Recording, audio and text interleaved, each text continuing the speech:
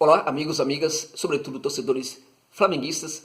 Bom, vamos repercutir um pouco este momento do Flamengo à luz de alguns resultados difíceis que têm acontecido aí ultimamente, à luz de alguns problemas também que têm, a meu ver, entrado em campo contra o Flamengo e também à luz, por que não, de alguns adversários mais interessantes que hoje postulam também as mesmas conquistas que o Flamengo pretende.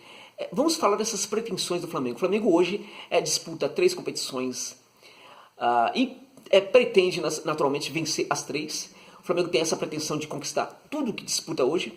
O torcedor flamenguista hoje se situa naquela situação de querer tudo o que a equipe disputa, quer conquistar todos os títulos possíveis, Libertadores, Copa do Brasil, também Brasileirão. Eu diria que o torcedor flamenguista está coberto de razão, totalmente certo. Se pensarmos o que é o investimento do Flamengo nos dias de hoje, se pensarmos também o que foi 2019 para o Flamengo, um ano de muita conquista, também isso alimenta no torcedor o desejo de querer conquistar tudo novamente. Mas é preciso pontuarmos uma série de questões aqui sobre esse Flamengo e aí, no caso, situar o que são essas pretensões flamenguistas dentro do contexto das dificuldades de 2020 e também situar um pouco aqui a questão do técnico flamenguista, porque às vezes é muito mal dimensionado por alguns jornalistas, né? Sobretudo de canais esportivos aí bem com muita audiência. E é claro que eu não vou aqui questionar as críticas que são feitas pelos torcedores ao trabalho do técnico flamenguista, porque eu sempre acho que o torcedor tem todo o direito de ser ilustre quando critica ou não ser ilustre quando critica, né? Ele tem o direito de julgar com as suas emoções, com o seu coração e falar o que quer. Quando pede uma partida de uma maneira acachapante, o torcedor tem todo o direito de expressar suas emoções e falar o que pensa mesmo, o que sente mesmo, da maneira que ele achar que deve fazer. Mas é necessário, portanto, que profissionais, que profissionais dimensionem muito bem o clube, o técnico, os jogadores, na hora de fazer sua crítica e tomar muito cuidado para não exagerar bastante, puxando por um lado ou para outro, criticando demais um lado ou outro. Bom, do ponto de vista das pretensões flamenguistas, essa questão de querer o Brasileirão, a Copa do Brasil e a Libertadores, tudo isso hoje, como eu disse, é legítimo, de fato tem muita legitimidade nisso em função do que foi 2019, em função dos investimentos, mas é preciso entender também que o contexto é muito diferente. O contexto de futebol de 2020 é um contexto pós-pandemia, né? Pós-pandemia não, ainda vivemos a pandemia, mas pós a volta do futebol em função da pandemia ocasionada pelo novo coronavírus. Bom, e por causa disso as coisas não são tão simples assim, né? Muitos jogadores que às vezes podem ficar de fora por causa da tal Covid-19, né? E também podem ficar de fora por causa de lesões, e isso, as lesões acontecem em função das muitas competições, do calendário e assim por diante. E acho também que há outros problemas entrando dentro de campo e é necessário pensarmos aqui, gente, porque não só tem um responsável pelos bons resultados ou resultados ruins. Quando o Flamengo fez um monte de gol no Corinthians, muita gente ficou feliz e tal. Nessas horas ninguém vê que existem problemas, né? Agora, quando o Flamengo toma uma goleada também, aí as pessoas veem o problema e às vezes veem o problema de forma um tanto quanto equivocada ou parcial, né, apenas, né?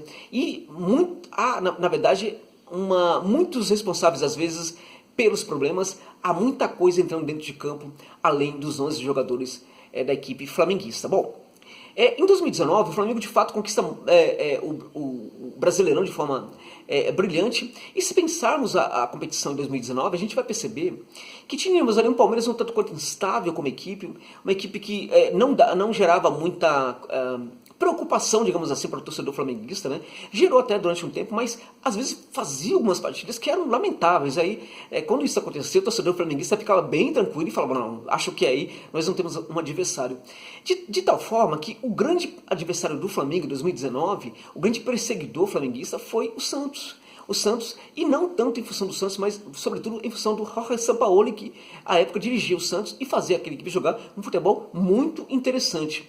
Então o Santos era o grande perseguidor do Flamengo, e nesse caso, um único grande perseguidor, as coisas realmente foram mais fáceis, né? Não estou aqui tirando o mérito da conquista flamenguista, mas foi um tanto mais tranquilo em relação ao que pode ser o ano de 2020.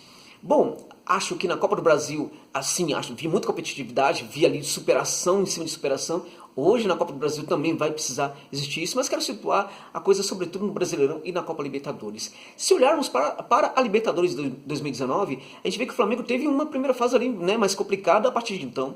A partir do mata-mata, o Flamengo encara, gente, uma equipe que é o Nacional do Uruguai, que no cenário, do ponto de vista da história, né, do que é essa equipe historicamente, no contexto do futebol, não só sul-americano, mas mundial, é uma equipe muito forte, muito interessante, de muita tradição. Mas no contexto hoje do Uruguai, mesmo no contexto uruguaio, o Nacional muitas vezes não é tão grande assim. No contexto sul-americano, tanto o Nacional quanto o Peñarol estão longe de serem hoje equipes grandes, são equipes no máximo medianas. Vivem crises institucionais muito grandes. Hoje o Nacional que fez uma fase de grupos interessante da Libertadores até, demitiu seu técnico, Gustavo Munua. Isso mostra, por exemplo, a instabilidade que existe no clube, os problemas do clube, e que são ainda maiores no seu adversário, na minha opinião, no seu grande rival, que é o Peñarol. Mas o Nacional vive uma crise institucional enorme, isso se mostra também dentro de campo. É um futebol muito estável. Acho que a demissão do Munua foi um grande equívoco, porque a gente tinha, no mínimo, uma equipe competitiva. Ele conseguiria fazer aquela equipe ser muito competitiva. Ele não está mais no comando do Nacional. Isso mostra o que é o Nacional como clube também. E aquele Nacional que entrou em campo contra o Flamengo, nas oitavas de final da Libertadores, era uma equipe já muito limitada. Não tira mérito do Flamengo de jeito nenhum, mas vamos pensar aqui que naquele cenário foi um dos bons times que o Flamengo pôde pegar nas oitavas de final. Então, a partir daí, nas quartas, o Flamengo encara uma equipe,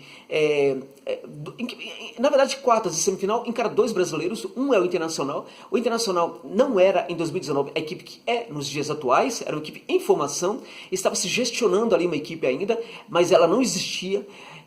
Tinha muitos problemas, sobretudo defensivos, a meu ver, e ali a Internacional não dava tanta dificuldade assim para o Flamengo. Qualquer um teria dificuldade com aquele Inter, mas o Flamengo soube vencer aquele Inter, mesmo que aquele Inter não fosse a equipe de hoje. O Flamengo soube vencer porque também teve méritos, grandes méritos, né, gente? Nunca podemos esquecer os méritos, nunca podemos deixá-los de lado. Mas o adversário de 2019, aquele Inter de 2019, estava longe de ser essa equipe tão interessante dos dias atuais. O Flamengo pega o Grêmio, e o Grêmio é uma equipe que ainda é uma equipe interessante de se ver, ainda é uma equipe difícil de ser encarada, mas já não era o Grêmio de outros tempos, já não era o Grêmio que conquistara a Libertadores, não era o Grêmio que, pós-conquista da Libertadores também, já era um Grêmio que apresentava uma certa queda que hoje também acontece. A gente vê, por exemplo, muitas vezes o Renato mudando ali o esquema, o Renato fazendo com que a sua equipe jogue mais no primeiro campo, né, que é o campo de defesa, em função da dificuldade que tem para criar a situação de gol, né? Uma equipe que hoje constrói com muito mais dificuldade do que em 2018, 2017, e já era assim também em 2019. Já apresentava mais dificuldade para construir. Então o Flamengo soube sim, enfrentou sim um adversário que não era tão forte assim como 2, 3 anos atrás, mas ainda assim era um adversário forte, e é importante deixar claro aqui o seguinte: venceu também por causa dos seus méritos. Enfrenta na final um dos gigantes, até então bicho-papão da América do Sul, o River Plate. Superou esse River Plate com um pouco de sorte, é bom deixar claro, mas também com muita competência, não podemos deixar isso de lado. Agora, naquele jogo, o Flamengo quase não foi vice da Libertadores por minutos. Por alguns minutos só, o Flamengo estava perdendo a Libertadores, e apareceu os seus jogadores iluminados, apareceu um pouco de sorte sim, mas sobretudo a competência, apareceu sobretudo aquela história de acreditar até o final na vitória, a torcida também muito presente, aquilo tudo ajudou bastante. Então eu diria que a grande vitória flamenguista mesmo, a maior vitória de todas do Flamengo em 2019 na Libertadores, aconteceu justamente na final, contra o grande bicho-papão da América do Sul, até então, que era o River Plate. Ou seja, foi um 2019 fantástico, com muitas conquistas, sobretudo para mim essas duas, Libertadores e Brasileirão. Hoje, para conquistar o brasileiro, não é a mesma coisa. Tem adversários muito mais fortes hoje no cenário brasileiro, no Campeonato Brasileiro, até em função do que o Flamengo fez em 2019, que gerou essa dificuldade. Outras equipes mais competitivas estão entrando dentro de campo contra o Flamengo. Hoje temos um Inter muito forte, temos um Atlético Mineiro que, a meu ver, é ainda um dos grandes favoritos para conquistar o título do Campeonato Brasileiro. Temos ali uma outra equipe, o São Paulo, por exemplo, que bem instável, né? Mas pode apresentar grandes jogos, pode apresentar jogos lamentáveis, contudo, precisa de muito pouco, a meu ver, para conseguir ser uma equipe interessante, competitiva também. Então, hoje, para conquistar o Brasileirão é bem mais complicado, é bem mais difícil. No cenário sul-americano, na Copa Libertadores, conquistar a Libertadores também é muito mais difícil do que 2019. A gente tem hoje o Independiente del Valle, que é uma equipe difícil, uma equipe muito interessante, uma equipe que pode complicar para qualquer um. A gente tem hoje o River Plate, né, que com todos os problemas, baixa no elenco, venda de jogadores, ainda continua sendo uma equipe muito boa, muito forte, um adversário dificílimo, um adversário que estuda muito as equipes com quem vai jogar, né, com quem vai jogar. E temos também o surgimento aí de um grande disputante, né, um grande desafiante, que é o Boca Juniors, que estava um tanto quanto adormecido, né? A gente pode dizer um tanto quanto adormecido, embora chegaram numa final recente da Libertadores, porque o que o Boca vinha conquistando, inclusive o vice-campeonato da Libertadores recente, ainda é muito pouco para o que é o Boca Juniors. O Boca Juniors ainda é o grande time, né? A grande equipe, o grande clube dessa América do Sul em termos de conquistas, de todas as suas conquistas. Maior que o River, inclusive, e maior que o Flamengo também, inclusive, né? Tem muito mais conquistas do que River, do que Flamengo, e estava um tanto quanto adormecido, e hoje começa a apresentar um futebol muito consistente e vai ser um adversário a ser batido. Aliás, sobre o Boca, vai ter um vídeo específico aqui no canal falando sobre esse Boca Juniors que está saindo da sombra. Bom, então, na América do Sul, na Libertadores, a conquista vai ser muito mais complicada. No Campeonato Brasileiro, a conquista vai ser muito complicada. Eu diria que na Copa do Brasil também vai ser, num caso muito mais complicado, vai ser complicado. Bom, e aí a gente tem esse Flamengo que às vezes encanta, faz jogos fantásticos. Garotada fazendo um jogo fantástico contra o Palmeiras, fazendo jogos absurdamente interessantes contra Corinthians. E aí toma goleada de 3-0 de uma equipe, se olharmos para a tabela, a gente pode dizer, do ponto de vista da tabela, uma equipe insignificante do Campeonato Brasileiro. Toma 5 gols do Del Valle, depois toma 4 gols do São Paulo. Então, temos uma equipe que às vezes apresenta bons resultados e resultados estranhos. Temos uma equipe com muitos jogadores aí, às vezes com falhas individuais. Temos uma equipe que com o técnico começa a entrar muito na defensiva. Bom, enfim, temos uma equipe sobretudo com problemas também fora do contexto dos jogadores, problemas que também tem entrado dentro de campo. E o principal deles que eu falo, ao que eu me refiro, é o problema das lesões no Flamengo. Há muito lesionado no Flamengo, há muita gente indo para o departamento médico do Flamengo, e nesse sentido, gente, até nisto é importante pensarmos o que a importância do rodízio. É muito importante, sim, é importante que exista um bom elenco para que o rodízio seja feito, porque não dá, no contexto atual de muitas competições, para manter a mesma equipe sempre, né? Acho que essa discussão já está um pouco, mais ou menos, encerrada, né, de certa forma, porque muita gente já aceita isso. A torcida, grande parte dela já aceita isso, o rodízio, como algo bem natural. Agora, acho que tem muita gente indo para o departamento médico e, sobretudo, demorando para sair do departamento médico do Flamengo. E aí, minha gente, é o seguinte, acho que um clube, quando quer ser um grande conquistador, o conquistador da América, né, digamos assim, um clube que queira vencer tudo, ele precisa pensar também se em todos os departamentos as coisas estão funcionando muito bem. Será que no departamento médico as coisas estão realmente tudo muito bem? É preciso pensar isso. Eu não conheço o departamento médico do Flamengo, eu não estou aqui para criticar, estou aqui para questionar, na verdade, né? Eu quero saber, será que está tudo muito bem mesmo? Será que é isso? Será que tem os melhores profissionais mesmo atuando lá? Porque às vezes um clube tem muita dificuldade de se livrar da sua comissão médica, aqueles médicos antigos, né, de 10 anos, 15 anos, 20 anos e tal. Mas na verdade, para um clube, importa muito a competência do profissional. Será que é o mais competente? Será que no caso não seria até interessante deixar alguns profissionais ali, mas trazer outros, né? E, enfim, é preciso pensar um pouco isso, porque é necessário ter os melhores profissionais também em outros departamentos, trabalhando fazendo aquele tipo de trabalho que muita gente não vê. Bom, para vocês terem uma ideia, hoje, algumas equipes do cenário sul-americano têm contratado profissionais os melhores possíveis, né? Indo às universidades, buscando os melhores profissionais. Às vezes, quando não acha esse profissional no país, vai à Europa buscar esse profissional, vai nos Estados Unidos. Eu estou falando sobretudo do futebol do Equador, que tem feito isso, clubes pequenos do Equador têm feito isso, Delfim de Manta tem feito isso, Independiente del Valle tem feito muito isso, clubes menores também, Católica de Quito, tem buscado esses profissionais na Europa, os melhores possíveis. Alguns deles pensam o seguinte: qual é o melhor médico esportivo hoje? Vou buscar esse médico. E aí, no caso, por exemplo, do Delfim, ele não mandou o médico embora, ele colocou um novo médico para trabalhar junto, né? Então é necessário pensar aí, será que o departamento médico do Flamengo está trabalhando direitinho? Porque precisa ser cobrado dar uma resposta sobre o que está acontecendo. É muito jogador hoje no departamento médico. Como é que está o gramado do Maracanã? Até que ponto, por exemplo, a direção do Flamengo está trabalhando direitinho para que exista um melhor gramado ali no Maracanã? Gente, para de jogar no Maracanã se for o caso. Não tem torcida mesmo. Não tem torcida indo pro estádio mesmo, então qual é o problema? Se for o caso, para de jogar no Maracanã, mas tem que exigir, por exemplo, um gramado interessante. Então, nesse tipo de coisa, será que existe uma exigência mesmo para que o Flamengo jogue em tapetes? Eu lembro que quando o Flamengo jogou na Neoquímica contra o Corinthians, na Arena Neoquímica, os jogadores do Flamengo saíram elogiando o gramado. Falaram, a gente jogou muito bem, tá? Até porque estávamos em um bom gramado. Se não me engano, o Diego teve essa fala, né? Estávamos num bom gramado, tal, enfim. Isso mostra, por exemplo, a falta que um bom gramado faz para o Flamengo. Onde tem o melhor gramado hoje do Campeonato Brasileiro, do Brasil? Né? Em que estágio? Será que aqui em São Paulo não tem um gramado muito bom para o Flamengo jogar? Será que o Engenhão não oferece um gramado interessante, melhor do que o Maracanã? Enfim, não sei. É necessário fazer uma cobrança para que a equipe jogue no melhor gramado possível.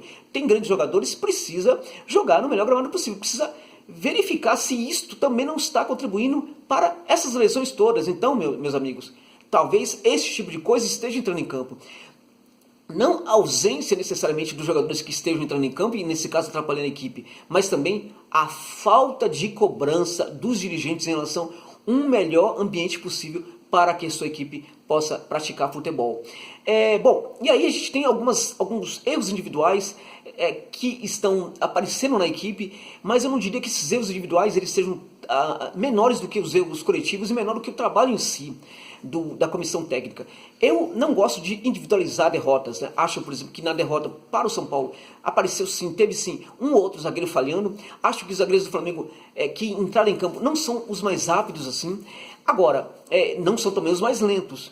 E mesmo que fossem os mais lentos possíveis, não seria só de responsabilidade deles a derrota, mas do sistema defensivo.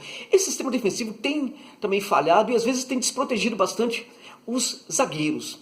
E aí é preciso ter claro o seguinte, o Domenech, ele tem um problema sim. Eu escrevera um texto quando o Domenech foi anunciado no Flamengo, falando da passagem dele pelo New York City, né, e apontei que ele precisava trabalhar um pouco mais a defesa. Ele costuma realmente apresentar defesas com problemas. E nesse sentido, o técnico precisa evoluir. Um técnico da categoria do Domenech, com o conhecimento dele, precisa sim evoluir, precisa resolver os problemas que são repetitivos. Eu diria que hoje, o grande exemplo de técnico que consegue trabalhar muito bem com essa questão, tem um problema aqui, vamos resolvê-lo, é o Bielsa. O Bielsa, ele apresentou, a equipe dele, o Leeds, apresentou problemas, né, na temporada, não a anterior, mas a retrasada, né, em que o Leeds quase subira para a Premier League, e no final não conseguiu, por quê? Porque sua equipe chegou no final sem gás, sem condição de praticar aquele jogo de intensidade todo, né, que havia praticado. O Bielsa foi para as férias dele e ficou pensando como é que ele pensa. Ele não é preparador físico, ele ficou pensando o que fazer. Então ele chega com ideias, apresenta essas ideias para os seus profissionais, e aí o Leeds chega no final melhor que todo mundo. Antes mesmo da parada do futebol, o Leeds já era a melhor equipe do futebol da Championship, em termos de condição física, muito melhor, mas muito longe dos outros, né? E aí teve a parada, eu até me preocupei um pouco, né, com o retorno, achei que poderia haver algum problema. Não, voltou da mesma forma, do mesmo jeito, melhor do que qualquer outro adversário. Então o Bielsa corrigiu esse erro. Quando a equipe dele apresenta um erro, ele estuda e resolve esse erro. O Domenech, ele apresentava problemas de formar uma defesa mais consistente já no New York. Esse problema continua no Flamengo. Então ele precisa sim dar conta disso. Não estou aqui falando, por exemplo, que o técnico tem que sair muito longe disso. Eu sou um defensor do trabalho do Domi. Acho, por exemplo, que mesmo que seja assim, mesmo que eu seja um defensor, mesmo que eu acho que o técnico tem que continuar, ele precisa ser cobrado. Todo mundo precisa ser cobrado quando a equipe perde. Acho também que existe um problema hoje no Domi com essa questão de que ele começa a ficar muito na defensiva. Aqui no Brasil, no futebol brasileiro, quando os técnicos entram na defensiva, eles começam a falar bobagem. Fernando Diniz fala uma bobagem atrás da outra no São Paulo. O Luxemburgo fala uma bobagem inacreditável atrás da outra. E são coisas, às vezes, que beiram realmente o inacreditável.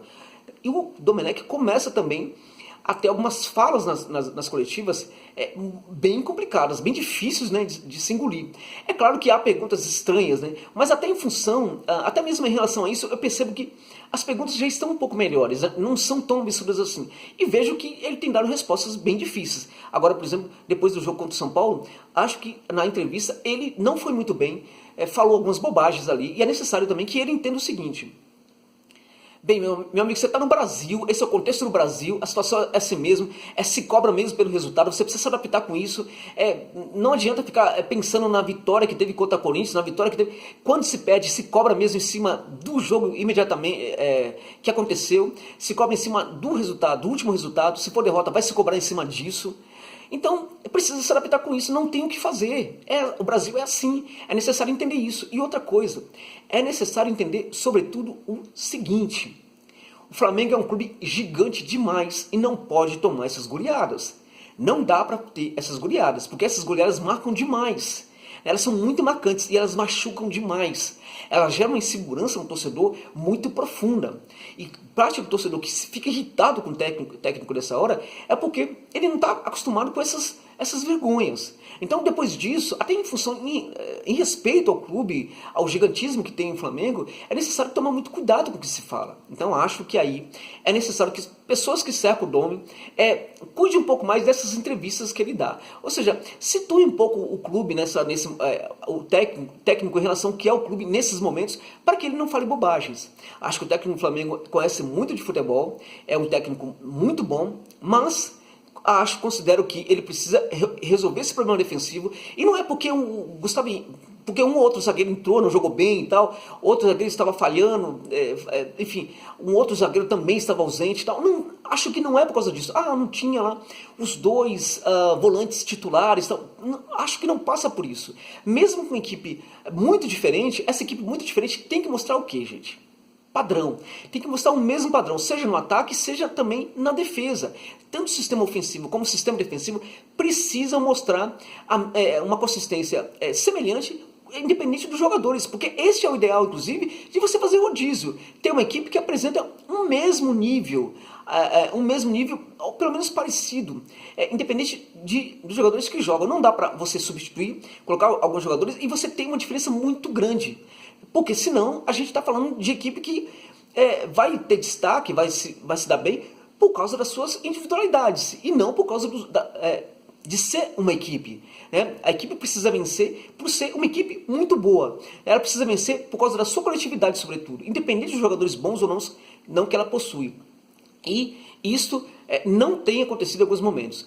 As falhas não foram falhas só individuais, foram falhas também da equipe, que a equipe não tem conseguido ser uma equipe quando alguns jogadores estão ausentes e outros entram para jogar.